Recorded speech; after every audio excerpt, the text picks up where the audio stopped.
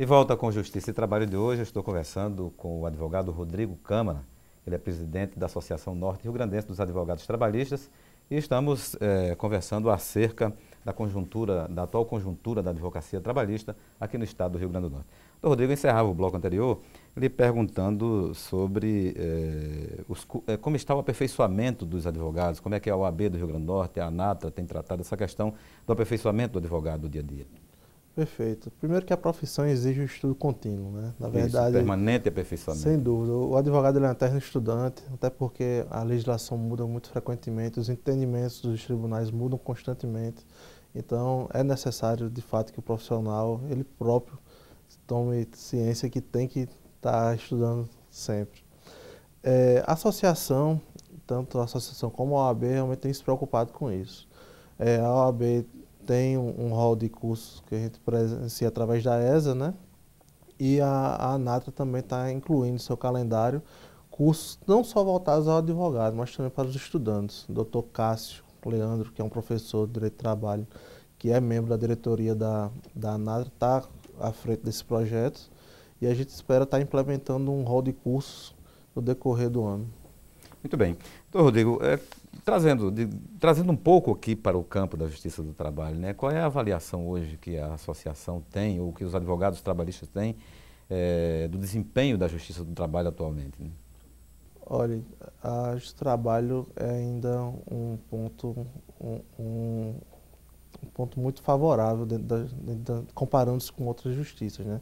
A gente enxerga que o advogado que atua no Justiça do Trabalho, ele tem acesso de fato a um processo célere e eficaz, enquanto que a gente não encontra isso em outras justiças.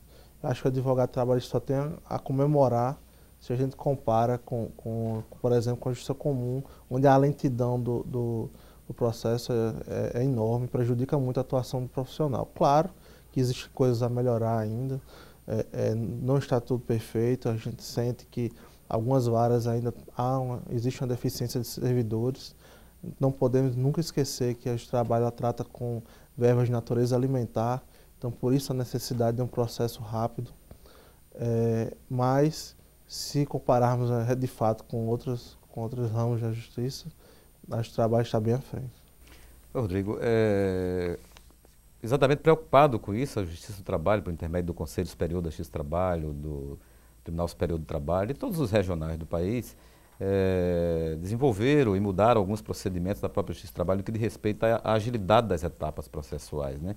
Principalmente no que diz respeito a uma perspectiva de modernização com a chegada do processo judicial eletrônico, o tão famoso PJE, né? Como os advogados avaliam o aperfeiçoamento que a Justiça traz com essa chegada do processo eletrônico, né? Perfeito. O PJE é um caminho sem volta. Na verdade, é uma evolução. Acabar com o papel significa, de fato, dar a um processo um andamento mais rápido, um andamento mais célere.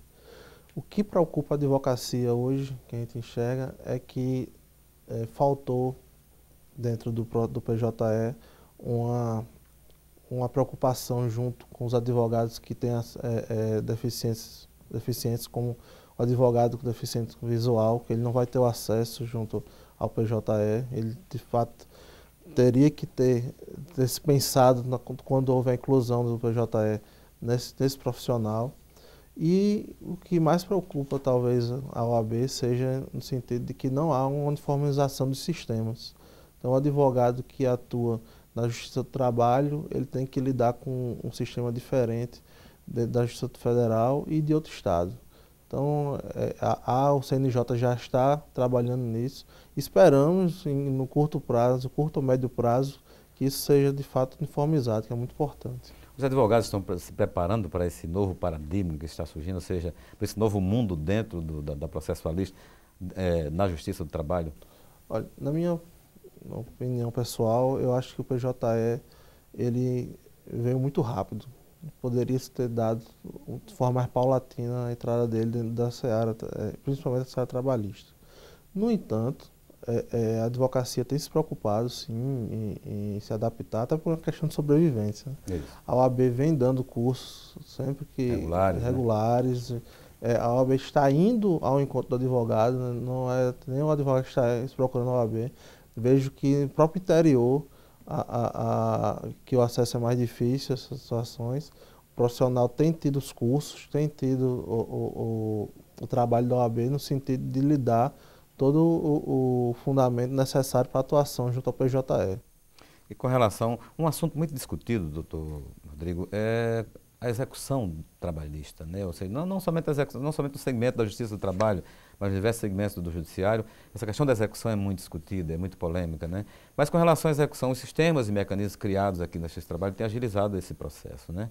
Por várias ferramentas, como o Bacenjudo, o Renavanjudo, o sistema, a reforma do processo de execução, a certidão negativa de débito trabalhista, enfim, como é que os advogados trabalham com essas perspectivas todas de mudança e de avanço para uma agilidade, uma maior agilidade dos processos? A Justiça do Trabalho, como sempre, ela está à frente das outras, principalmente em relação aos métodos de execução, né? O que muito se discute é que houve uma reforma do Código de Processo Civil que incluiu o 475J, que aplica 10% de multa no caso de não pagamento dentro de um prazo de 15 dias. E se discute muito hoje se de fato se aplicava o trabalho. O entendimento do tribunal hoje é que seria aplicado, né? E some-se a esse instituto com todos os outros que você falou, o Renajude, o Bacenjude.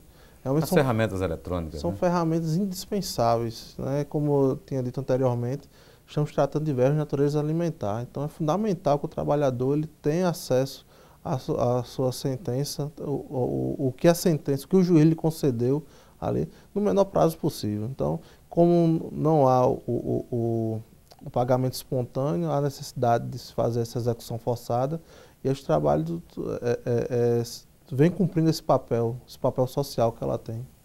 Rodrigo, mudando um pouco o assunto agora, a ANATRA, Associação Norte-Rio Grandense dos Advogados Trabalhistas, subscreveu também um convênio no qual as atividades do programa Trabalho, Justiça e Cidadania, que é desenvolvido aqui a pleno vapor no Estado, por intermédio de várias entidades da sociedade civil, aqui pela Justiça, também por várias outras entidades. E a ANATRA também assinou esse convênio, né? Como é que o senhor está vendo as atividades desse programa deste ano, como é que vai ser a realização, enfim? O TJC ele é um programa apaixonante, né? Uma vez que a gente leva para os estudantes da rede estadual de ensino público conhecimentos básicos de direito do trabalho, a ANATRA disponibiliza advogados que são voluntários, que vão dar as palestras junto aos estudantes. E o que a gente nota, Anastasia, é o envolvimento tanto dos alunos como dos professores que participam do programa. Você tem uma ideia, o programa no ano passado conseguiu diminuir a evasão escolar dentro da escola. Então você veja... Um fato significante, né? E no final do ano são feitas as culminâncias, onde os estudantes apresentam para a gente o que foi aprendido no decorrer do ano e a gente sempre se surpreende. Porque são apresentações fantásticas, com um nível de conhecimento muito bom, e a gente sabe que aquilo ele leva para o dia a dia, e a gente sabe que aquilo ele leva para dentro de casa, ele age como multiplicador do conhecimento, e quanto mais pessoas tiverem conhecimento dos seus direitos, com certeza a sociedade tende a evoluir. Muito bem. Temos certeza que neste ano teremos um grande programa Trabalho, Justiça e Cidadania, né? Doutor Rodrigo, nosso tempo está chegando ao final, nós desde já agradecemos a sua gentileza em aqui comparecer ao nosso programa para conversarmos sobre a conjuntura da advocacia trabalhista no Estado, né? O senhor representa hoje a advocacia trabalhista na presidência da ANATRA e nós o deixamos à vontade agora com os telespectadores para as suas considerações. Bem, em primeiro lugar, eu que agradeço a oportunidade de estar aqui, fico muito feliz em participar do programa. Quero convidar aos colegas advogados que se associem, participem efetivamente da associação, que juntos somos mais fortes. Ok, muito obrigado pela sua presença. Bem, nós hoje conversamos com o presidente da Associação Norte-Rio Grandense de Advogados Trabalhistas, o advogado Rodrigo Câmara. Contatos com a nossa produção podem ser obtidos pelo telefone 84-4006-3081 ou pelo e-mail ccs@trt21.jus.br. E o Justiça e Trabalho de hoje encerra com a agradável companhia do talentoso músico potiguar Carlos Enz. A gente se vê no nosso próximo programa. Até lá!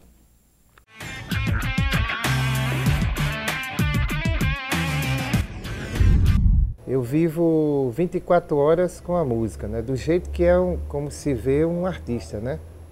Que o artista, ele parece normal, né? Mas ele não é normal. Ele vive num mundo imaginário, criativo e precisa desses elementos, né? Para viver. As pessoas não conseguem ver que a arte, ela não é só esse fascínio de encanto, né? A gente vive numa sociedade que precisa pagar contas, né? Tributos, né? Então, dessa forma, eu corro com uma flauta, um pife na mão, um tambor nas costas, vou dar aula na periferia, depois volto para casa para pensar em música para o novo disco. Eu assim, eu não teria problema de ser qualquer coisa não, sabe? De ser mecânico. Para mim, eu acho que a atividade, ser um sapateiro, para mim, são todas essas atividades, ou ser um engenheiro, um médico, seria digna se eu encarasse de forma de alegria, né? De satisfação de fazer. Então, mas a música foi que me levou a ser esse ofício, né? Esse ofício que foi fazer música com essa visão universal, né? Eu sou Carlos Enz, sou flautista, compositor, papagirimum, professor e vivo desse ofício, né?